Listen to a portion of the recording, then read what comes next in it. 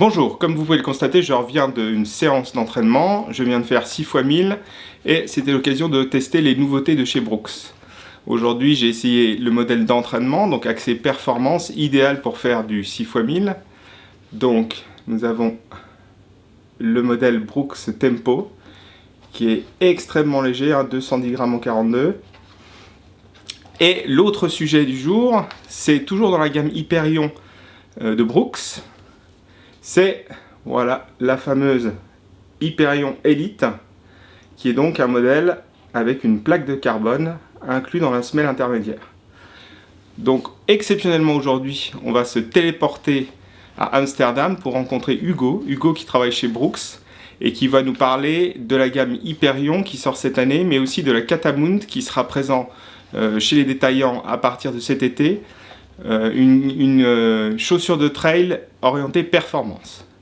J'en profite pour vous dire que si vous n'êtes pas encore abonné, vous pouvez cliquer sur le petit bouton abonnez-vous et ensuite, si vous voulez être notifié des prochaines vidéos, cliquez sur la petite cloche. Et je remercie nos plus de 13 000 abonnés qui suivent la chaîne régulièrement. A bientôt.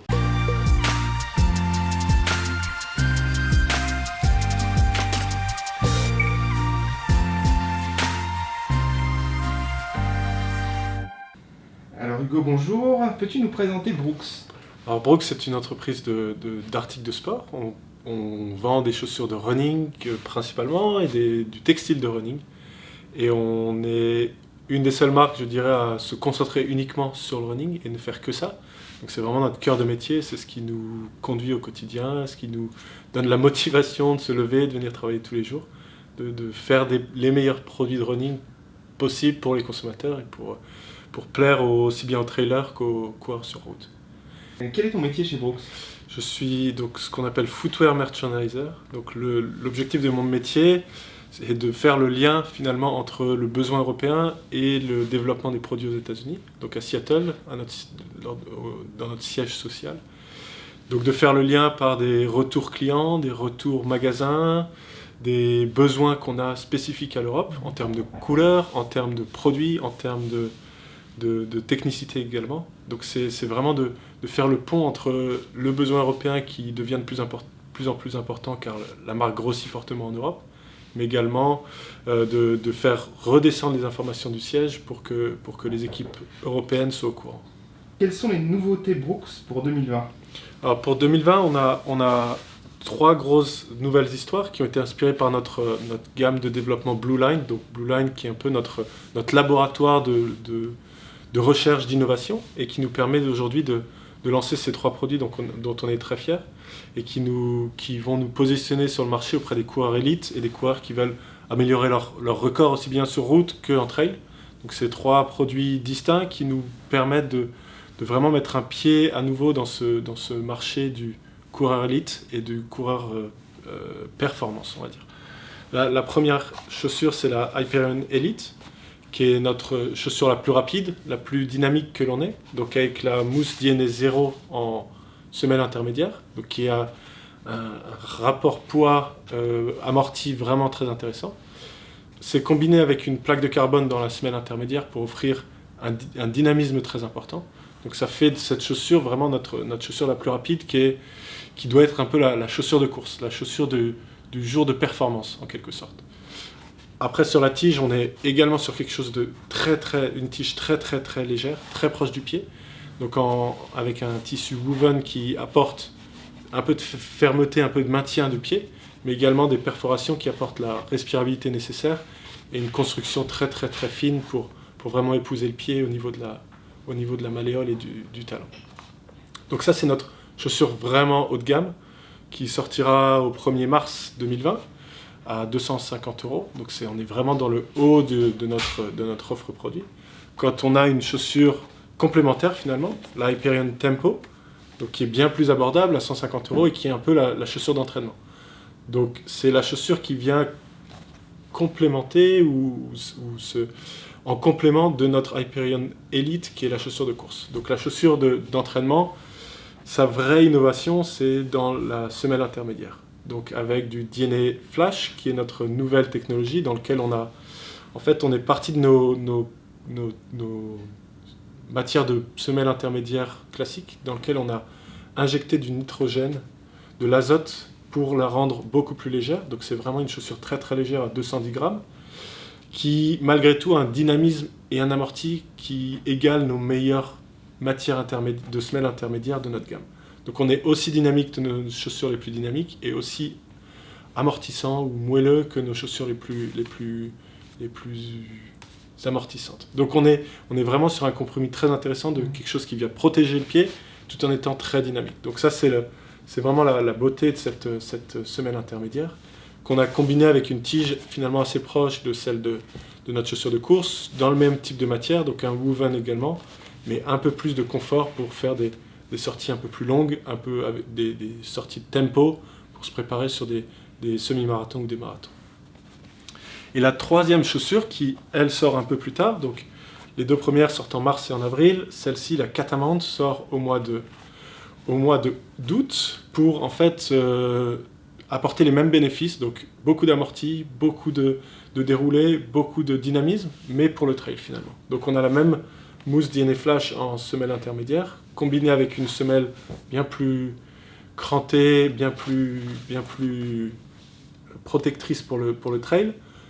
On a également une plaque qui vient apporter de la protection contre les pierres, donc un pare-pierre sur l'avant du pied qui est segmenté donc pour apporter vraiment beaucoup de flexibilité également. Et combiné avec cette tige qui est un parti pris design très fort, tige blanche pour du trail, mais l'objectif c'est vraiment que cette chaussure soit le partenaire d'entraînement et de la course d'un trail longue distance. Et donc on a voulu faire de cette chaussure avec beaucoup de détails. Comme on peut le voir, on peut écrire le nom de notre équipe, de nos assistants lors d'un trail longue distance.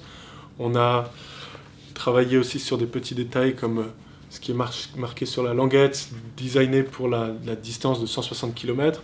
Donc il y a pas mal de petits détails qui rappellent les trails longue distance et qui apportent à cette chaussure une légitimité très importante. Donc beaucoup de dynamisme, beaucoup d'amorti et beaucoup de confort sur la longue distance. Sur la Hyperion Elite, on possède une plaque de carbone. Le dispositif commence à faire son apparition sur pas mal de courses, avec des résultats très positifs sur les performances. Est-ce que tu as déjà des retours sur vos premiers tests sur les athlètes élites ? Oui, donc cette chaussure, il faut savoir que finalement elle a gagné déjà un des marathons majeurs il y a 2 ans. Daisy Linden, donc, qui est une de nos athlètes américaines, a gagné Boston avec ce prototype de cette chaussure. Donc c'est pas pour nous, on a mis un peu de temps finalement à la lancer, mais on la lance finalement et c'est réel dans quelques mois. Et cette chaussure, en fait, ce sur quoi on a beaucoup travaillé, c'est la stabilité de la chaussure. C'est-à-dire qu'on s'est rendu compte que beaucoup de ces chaussures avec des plaques de carbone, finalement, apportaient pas mal d'instabilité, particulièrement si on était en attaque talon.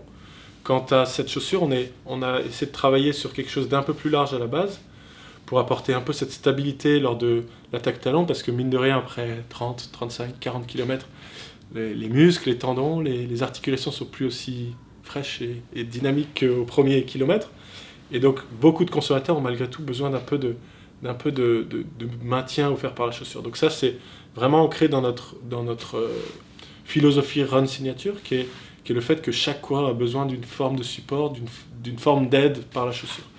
Donc c'est vraiment ça le point crucial qui fait la différence avec les autres chaussures concurrentes. Donc c'est le fait qu'on ait travaillé sur une base un peu plus large pour apporter un peu plus de maintien dans la chaussure.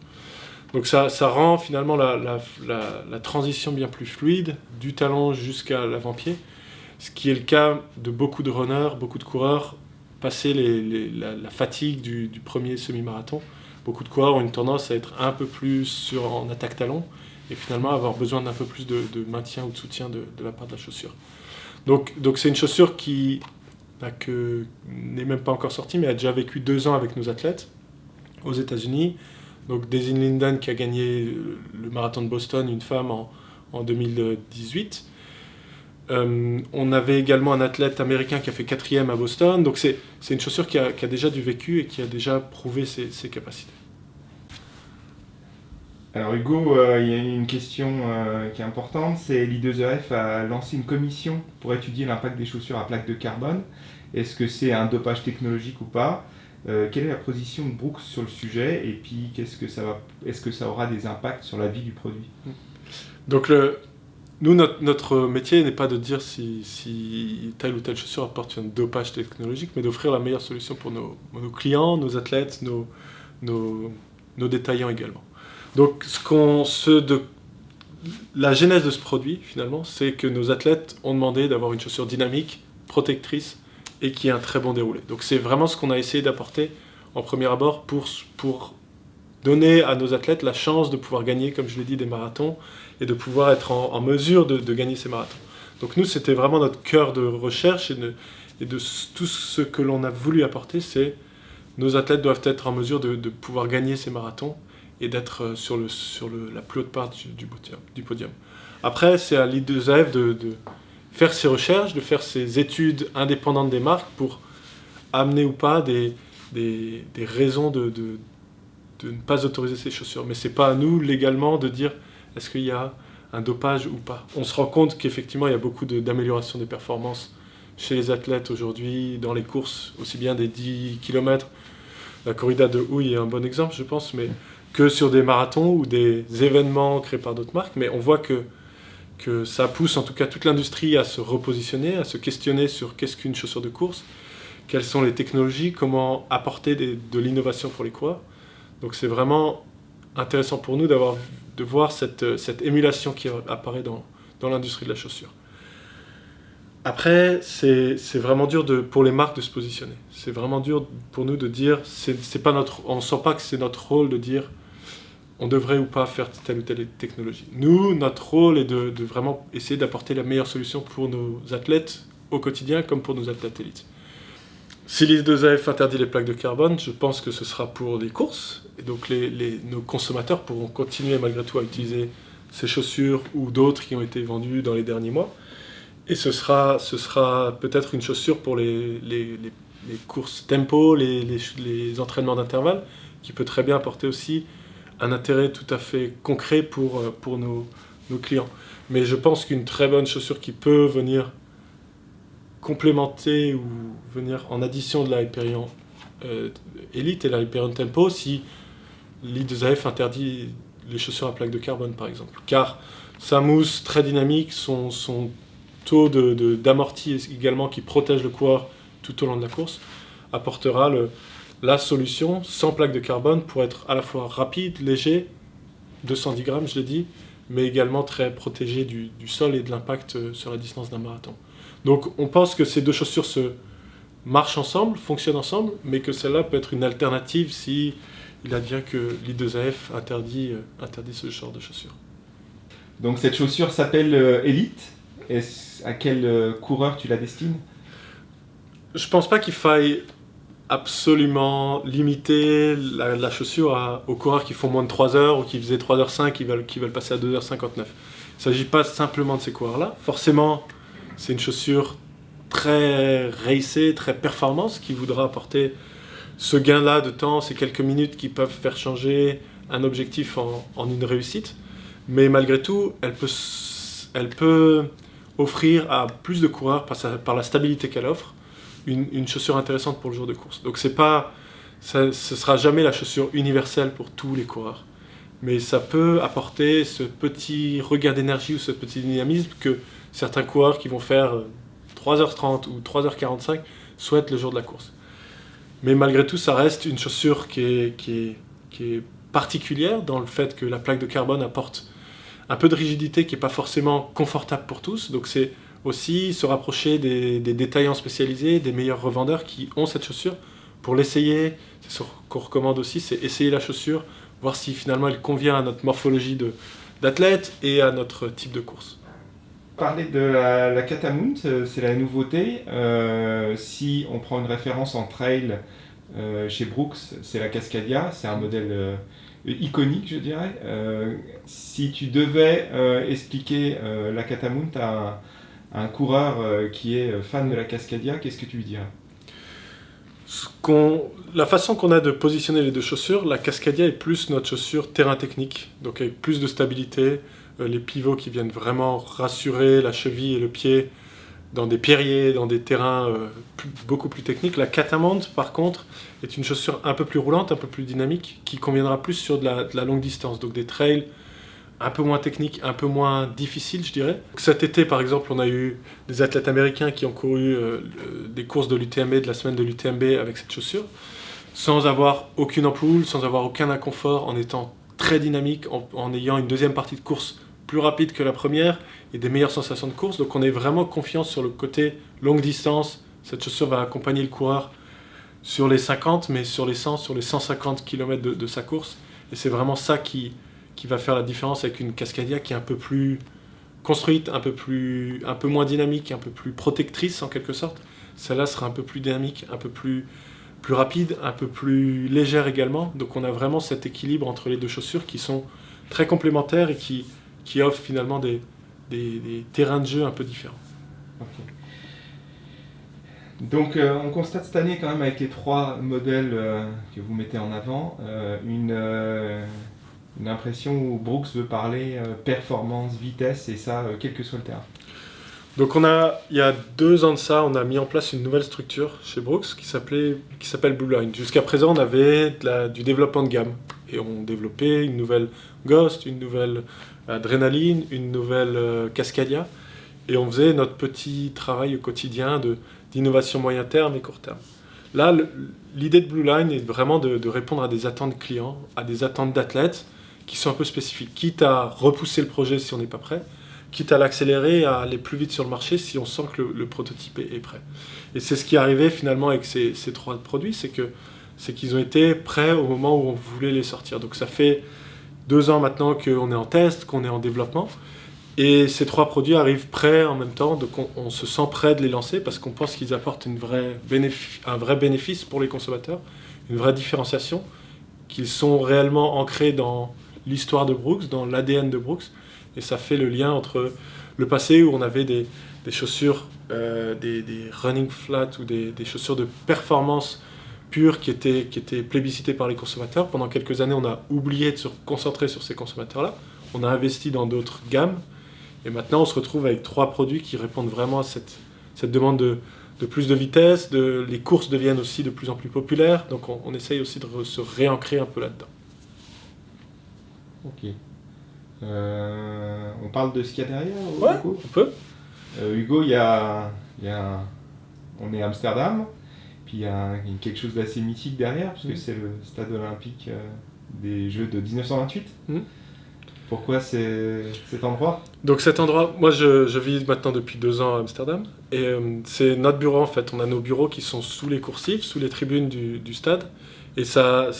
Quand on a déménagé il y a 4 ans ici à Amsterdam, ça avait un sens réel de venir s'installer dans un endroit mythique comme ça, dans un endroit où il y a un vécu, une histoire, même si les bureaux sont moins faciles à accommoder sous des tribunes.